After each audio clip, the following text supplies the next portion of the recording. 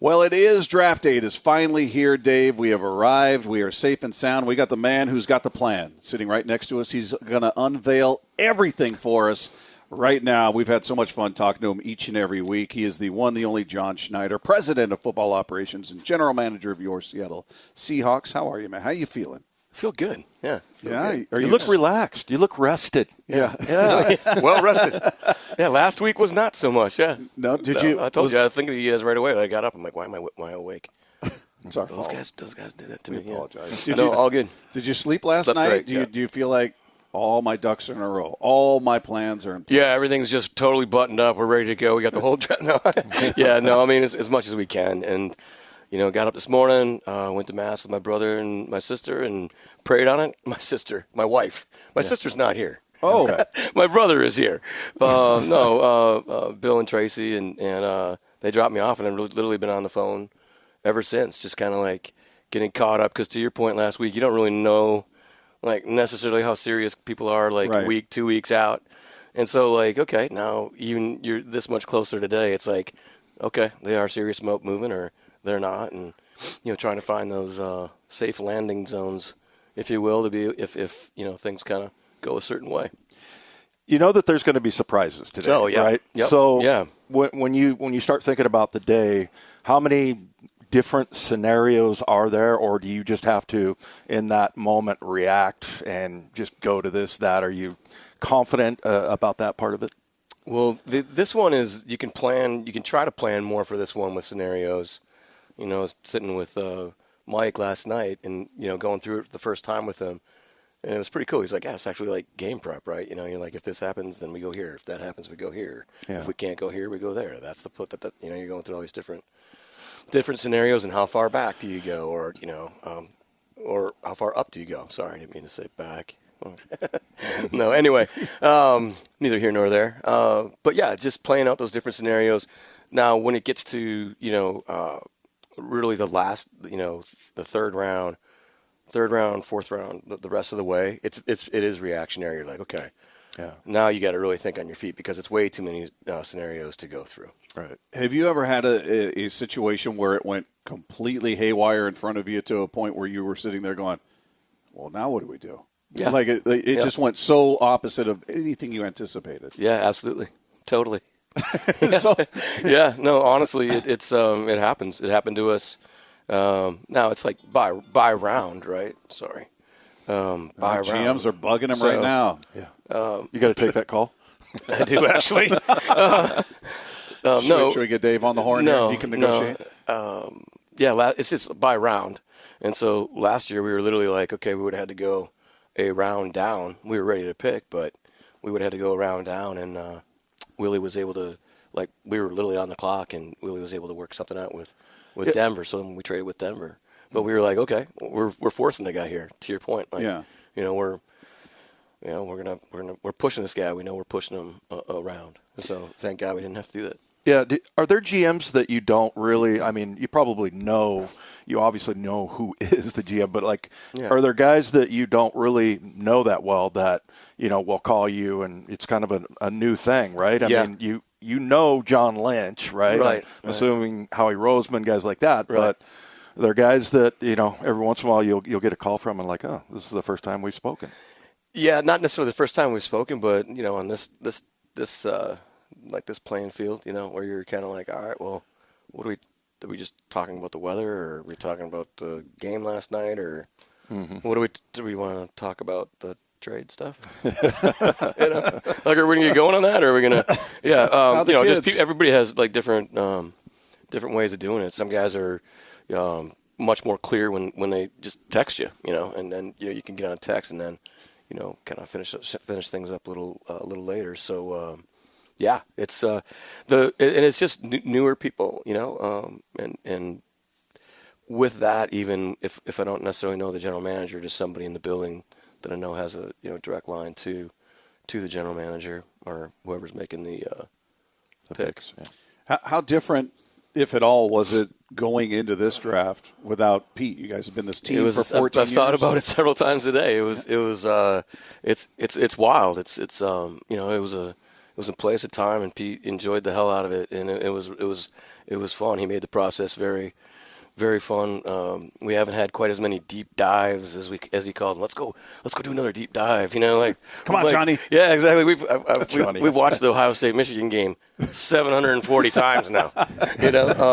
No, but like the activity, the brain, all that. I was thinking about it this morning, but I'd be on the phone, like talking to an agent or another team or something, and he'd just come right in pop right in there like what's his name from Seinfeld, just come busting right, Kramer, just come busting right through the door. Hey, who are you talking to? I'm like, hey. None of your business. No, it's just been. I think the coaching staff's done a phenomenal job because they've been putting their processes in, and then also spending time interviewing the players, so you can tell the teachers, the level of teachers that we have here with the Zoom calls. And the different philosophies, different ideas, different ways of teaching, and then the job they did with their evaluations, and then spending the time that we did in the draft room together last weekend was phenomenal, working with those guys and getting to know them, and then those guys understanding as well like what our board looks like, how it works, the philosophy of it, and what everything entails with the acquisition on the draft weekend. Have you ever had a situation where you get a big disagreement between coaches, and I'm sure you have meetings about how you want to collaborate, but you've got your scouts, and then you got your coaches, and they're going to have different opinions, right? Yeah. That occurs every once in a while? Oh, yeah. Yeah. Yeah, absolutely. And we have a system that we work through with it. It's like, all right, well, you see in here, this is the way we see it. Now we're going to sit down and, do some more studies. Sit down and Mike and I'll go through it, or coordinators, and the Trent and Nolan and Matt and Aaron and those guys will all just study it again. So we're studying some stuff yesterday afternoon. It was like, all right, that was later on draft, later draft stuff, but stuff we need to get buttoned up, and because you want to have the buy-in. You want to have everybody on board and ready to roll. So. It's just a communication piece. It's listening, and it's understanding, trying to put yourself. It's like a negotiation, right? You're trying to put yourself in the other person's shoes, and the worst thing you can do is draft a player. It's happened in the past. We drafted a player or two that we didn't, and I should have known better. They didn't really have the position coach's buy-in, and then they're just not going to coach the player as hard. It seems like the conversation around this draft is, all right, this is John's first solo mission, even though it's not solo. Obviously, everybody's involved, but there's a different focus on you now. Like, all right, who's got more pressure, John or McDonald? And it seems like most people point to you because your first solo ride, if you will, without Pete, who was such a big presence. Do you feel that at all? Do you get any sense of, okay, I got to make this count to show what I do here? I don't. We've been doing it for 15 years, and like I've said over and over again, Pete was phenomenal about turning it over. And in those, 14 drafts that we did together, there was probably maybe 8 times where he was like, wow, I don't, while we were going, I was like, I don't see it like that at all. And I kind of agree with this. And it's like, all right, well, if that's the case, then, we're not going to do that. We're not going to head that way. So, I don't really. And Mike's a really clear, concise communicator. I think you guys will find that the more time you spend with him. Do you think teams overreact and sort of panic when it comes to quarterbacks a little bit? I mean, that seems to be kind of a wild card because people are going to draft, maybe panic that, hey, it's not a good class next year or the year after that. You see that? Yeah, I think it's important to study the class next year, right? So everybody's, been doing that. I'm sure every club's evaluated that as well and what that looks like. And you could try to do it, but you don't necessarily know because we spend so much time with these guys throughout the evaluation process. But by the time you get there, you don't, you think, we think we have all these guys figured out, but really we still don't when they come in the door. We're still evaluating them. We're still going to be figuring them out. We're going to still be figuring out how Mo can help them and Soup and the trainers and the coaches and how they learn. We're still going to be learning these guys. So when you get into, especially quarterbacks, do people push them? Yeah, absolutely, because it's the premium position. And, we've found too that, and obviously you've noticed it since we've been here, and only picking 2 quarterbacks is when you do move a lot, or you give up a lot to go get somebody, it's a double whammy when it doesn't work out. It's like it really sets the organization back. So you have to be really clear with it, but you also can't, if you have a guy, you can't be too like, what we call it, like cute or whatever, and trying to move around because the player should be picked in this area or that area, because of what? Like, because ESPN says they should or whatever, you know what I mean? Like, it's like, if you like the player, it's your board, it's your organization, go for it. One of the things we were talking about this past week is looking at the 2021 draft. Of the first 5 quarterbacks taken, 4 have been traded. Wow. When you look at it now, yeah. Do you go, man, I thought this guy was going to be a star, this guy, or do you feel like, I kind of saw that then? Receiver class too, right? That was a good receiver class, right? That was Chase and those guys as well. Yeah. So Comparing Trevor Lawrence is the only one. those guys to this year's, like, that's kind of how people are. Well, I'm just curious, as you get removed from remove yourself a couple years down the road, and you look at it going, yeah, that makes sense, or wow, I'm really surprised that's how that turned out. It's a combination. Like, what was the situation? What kind of offense were they put in? What organization did they go to? Where was the guy? Was too much pressure put on the guy? Could they wait? It's always like, can the guy sit and learn? We just, we're in this world of like instant gratification, and these guys have to be put out there, and you draft a guy, you better put him out there, and he better perform. Well, I get back to the NFL Europe days. I mean, those guys were, several of those guys were winning Super Bowls. Like, they need time to play. They need the reps, and they need pro reps. So, the Brad Johnsons and Kurt Warner and Mark Bulgers and, J.T. O'Sullivan and all those guys, like Jeff Garcia, those guys got to, I'm missing guys, but they got to go play the game, and these guys need that too. Now, in this draft, Bo Nix, Penix, Daniels, there's guys that have played a lot of football. Mm-hmm. Hey, so I remember a really long-winded answer. No. Jeez, that was all good. Rambling man here. This today. is the John Schneider show. Man. You talk as much as you want to. Don't use up all your words now. Okay. What about you have a notebook that you would, write in like a diary, basically. Yep. You're still doing that. Yes. On a day like this, do you go back and look through, or do you already know? I was talking to Mike about it last night, like what it looks like where, okay.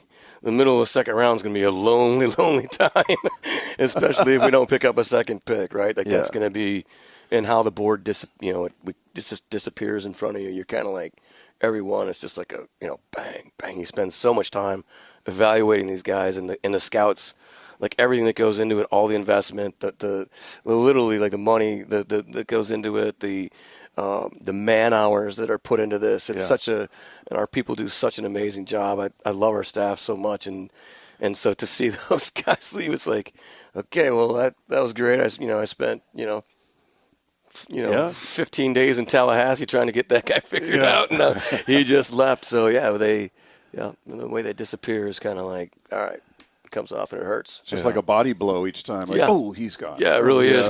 But getting back to like reading. And be like, all right, cool. Things settled down in the 3rd round. They started going our way in the 4th round.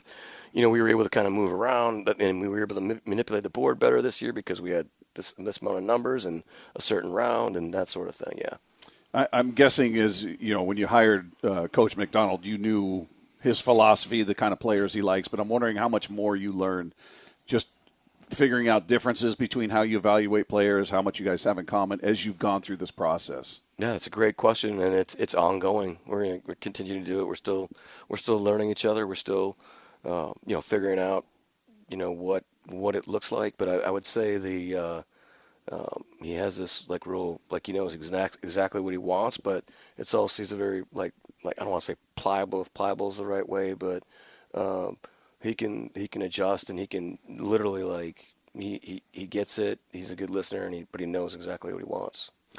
It's funny. Everybody's concentrating on the 1st round guys, pretty much first and second. But and where you build your roster and where you kind of make your hay is in the late rounds, right? I mean, you've had some, KJ in the 4th. I think it was Cam. We were going through it yesterday, and Why do you think you have been so successful with some of those late round picks? Is it sticking to your process, or? I think the guys, the scouts, the studying, and then the buy-in from the coaches and the development. Are you going to spend the time to develop the players? If everybody buys in, if the area scout has conviction and has been through the process with the individual, and then the coach, then we all vet it together, and then the coaches come in, and then if you have the conviction of the coaches, at a certain spot, everybody's just kind of all in. Everybody wants to take care of that player and have that player develop. And, again, they need the reps, they need the opportunities. And so, I tell the guys all the time, especially the local visit we have, it's like, the first round is Thursday night. It's like this big entertainment thing. It's awesome. Get it. Congratulations. You got drafted in the first round. That's awesome. Then you got Friday night, round 2, round 3.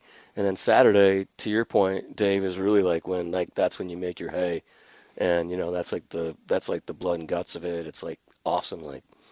Finishing the draft, adjusting the board for rookie free agency, which is like a whole nother draft in itself. That's like incredibly sped up. And then on Sunday, they make the guys like yourself make fun of guys like me. Give us we would never. F's and D's and all that, whatever we that would kind never. of stuff. And then, but I tell the guys, I'm like, and then Monday they're talking about next year's class already. So you guys need to flip your mind to get ready to be competing with grown men, because, in our case, these guys have been here working for 3 weeks. They're 3 weeks ahead of you, and they're going to be relying on you guys to lift their competitive level up as well. So they go through this process of enjoying okay, cool, how am I getting acquired? I got drafted, which must be an amazing thing. But then also okay, I got to flip my mind to get back into football mode, not 40 mode or short shuttle mode or interview mode. Mm-hmm. It's it happens really quick for them. Yeah. It takes longer for some of these guys. I mean, they're 21 years old. I don't know how I would have handled that. Yeah. Well, I don't know how I would have handled an $8 million signing bonus at 21 years old. Yeah. How would you handle it, Dave? Yeah, how would it go? Yeah, well, I'll have to let you know when I make that much. The thing we always hear about this league, it's a copycat league. Yeah. Copycat league. Does that apply to the draft, do you think? Because and I'm thinking specifically of somebody like Brock Purdy or even Russell Wilson, somebody who's looked at as undersized, or they don't have the cannon arm, and they're taking third round, 7th round for Purdy, obviously last pick in the draft. Do you think that shifts the way clubs, GMs might approach drafting a quarterback, going, well, they did it, we could do that too? Great question. I think it's cyclical, I mean, I think it goes in waves. Right now, running backs, it's kind of like, oh, you can get a running back. I mean, I don't know if that's necessarily the case. We've taken running backs in the second round 2 years in a row because we had those guys just rated so high. They were just like, oh, those guys are good players, But, yeah, I think, then other teams, compare, to your point, they compare the Brock Purdy's or, well, that was, this guy kind of reminds me of Brock Purdy. Okay, well, if he reminds you of Brock Purdy, then don't draft him in the 7th round. You might want to take him. You might want to take him in a second if that's the case. God helps those who can't help themselves. I mean, sometimes we stumble into stuff. So, but people can say that, right? Well, you can get a guy later, or this, but then you just have to have conviction for that player. But to your point, the copycat part of it with the draft is really kind of it goes in waves. Okay, we'll probably see in a couple more years, the importance of the running back coming back in because people aren't tackling anymore, and the tackling's falling off, and okay, so these guys are going to stand out more. We need more runners, and maybe we get away from playing 7-on-7 and more hard old school football. I remember when you drafted Richard Sherman, I had a buddy from Stanford, and I was like, what's he doing drafting Richard Sherman? Yeah, I mean that was such a great get. I mean, I thought he was the best tackling corner in NFL history. I mean, he would hit you, man. It was full buy-in from everybody. Yeah. Our West Coast scout to it was, I'm trying to remember who it was at the time. I apologize, but West Coast to the area, to the over-the-top guy, to the coordinator, to the position coach, to the head coach. Everybody had this buy-in. It was this guy's going to be a player, and he felt that confidence. Obviously, he had it already, and then he just had that incredible swag about him, and that just rubbed off on, the whole rest of the team, really. I mean, that that everything he exuded. But that's so fun to talk about. I could talk about that sort of stuff all day. I love those stories, you know, like, well, such a big get for us, you know. Yeah. Well, you've had so many of them, though. I mean, like we talked about, even free agent. I mean, Doug Baldwin is a free agent. Doug Baldwin's one of the most underrated receivers in NFL history, man. Well, he's one of the greatest in the history of this organization. Yeah, He's a free agent, and Sherm a fifth rounder, Tariq Woolen a fifth rounder, Cam, Stanford KJ. guys. Yeah, that's probably what it was. No, but you're right, Cam, KJ. I mean, just late round picks. And you look at these guys as all-time Seahawk greats. Yep, and I would say it's the buy-in from like the staff to like everybody's bought in. Everybody's like, okay. What does that mean? Buy in from the coaching staff with the scouts. Like, okay, cool. I really like this guy. We're going to trust your evaluation. Yeah, and they're like, okay, well, you trust evaluation, and you know what? Like, I really like my interview with him. Like, this is going to be great. I can work with this guy. Let's go. I can't wait to coach him. And so that's, we're learning this staff right now. We're okay. Do you like the guy or do you like the guy? You can love your pets, you just can't love your pets. That's kind of like that's a Robin Williams. That's from a movie. I forget. Anyway, that was my movie line for the day. Oh, you got it. Any rituals on this day that are tried and true? Every year you have. Remember last year you had the gas station attendant. We have the gas station shirts for the third day because that's like our ultimate work day. That's like the greasy, grimy, get busy day. We hand those out. We just handed 3 new ones out upstairs to our interns and stuff. So okay. Yeah. So anything other than that? I know you went to mass. Your brother's here. Yeah. Just really praying on it and then getting everybody together and just have some alone time before it starts. Had some alone time last night and then just ready. It's a big process of it. It's so wild that like we're doing this like today. I'm thinking like, oh, that's here already. Let's go. But I mean, and now it's like you're sitting here thinking about all the time that went into it and what everybody's done, and I'm just so proud of everybody and so thankful, so grateful to everybody in the whole building. Well, and the other thing to me that's fascinating is that there's some kid sitting somewhere, and you're about to determine his life, basically. Yeah. Because if the Seahawks hadn't picked me, I wouldn't have met Shannon. I wouldn't have, my whole life because of that. That's what Tracy was talking about after Mass today. She was like, I was just praying about like all these families that like everybody in the National Football League is going to be affecting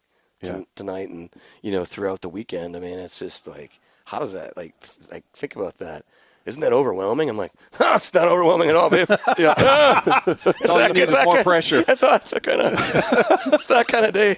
Like, my back's really hurting, Trace. There wasn't enough pressure there. You're making breaking lives here. Perfect. Yeah, no, Perfect. But I just think about like, and to think about, like how blessed we are to be doing this, and like I was so into it as a kid, like the entertainment part of it now is huge.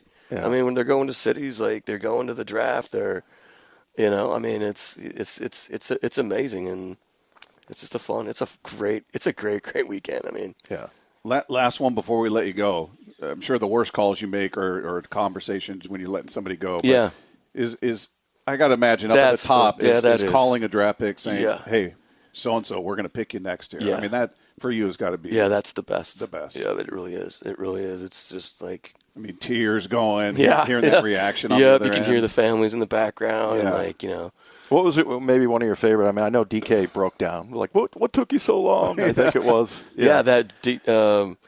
KJ was whispering because he was about to go across the stage, so he's like talking real quiet like this. I was like, "We're getting ready to draft you right here, man. Like, everything okay?" He's like, "I'm at my graduation," and he was literally like getting ready to go across the. Oh, he's really? That was an awesome one. Some guys just like, some guys are super quiet, like they don't really say much. I'm like, I was expecting you to be a little bit more excited. Do you want to play here? Yeah. I mean, we didn't turn it in yet. We could change our minds. Yeah. That is awesome. Well, John, it's been fun talking to you. I appreciate you guys. It's been great. This is awesome. Been awesome. We wish you obviously the best. I'll come on and BS with you guys sometime when you're doing a baseball game again or something. Let's do a recap. Let's do a recap of the draft. Sure, we'll do it. All right. All right.